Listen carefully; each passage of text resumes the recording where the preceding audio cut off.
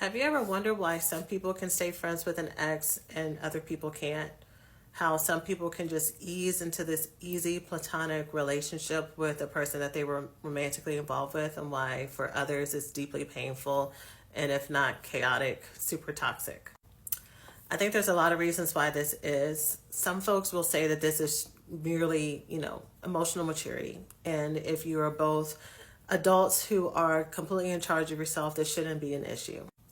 And I get that. And I see the point of that.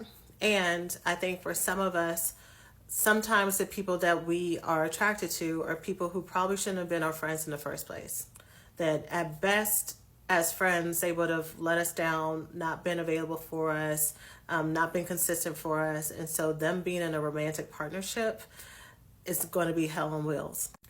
So easing those type of relationships into friendships aren't going to work because it's broken from the start. And when you're a love addict, typically in a room of 100 people, you are going to pick the 1 or 2 or 5 people who will be unavailable for you. Chances are you're not going to pick the people who are really great at communication, the folks who are good at identifying their feelings, not projecting their feelings, people who are open for commitment and time and are consistent with you. Chances are you're going to pick folks who may be physically present but emotionally unavailable. Sometimes we find that people who need to be taken care of, and so that's your role in the relationship instead of them being mutual counterparts and taking care of you as well.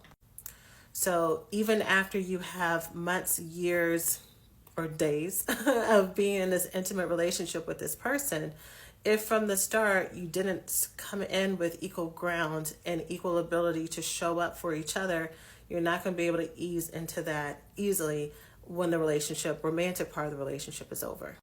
And I see a lot of my clients who really struggle with guilt around that. They want to be at this place of maturity and being so evolved that they can be friends with their exes. But from the start, you got to learn how to pick people who are healthy and available for you, just period, in your friendships. You have to make sure that you're only allowing people access to you who are people who are safe, people who bring you joy as much as you bring them joy, people that the relationship is not one-sided, it's going to be mutual.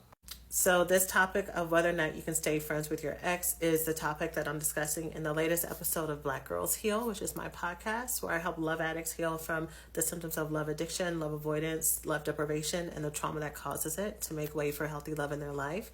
And this last episode's topic is, can I be friends with my ex as a love addict? A disclaimer for everyone who really feels so strongly that it is not that big of a deal and that one should just be able to ease through this emotionally. Total respect for you. This podcast is dedicated for those of us who, when we love hard. That there may be some trauma that gets in the way of us making healthy attachments to folks, to really showing up as our best selves, to choosing ourselves first. And so for those of us where that is our truth, we need to look at this situation a little bit differently, and we need some different tools. And so that aligns with you. I hope that you enjoy that episode. You can listen anywhere that you listen to your podcast.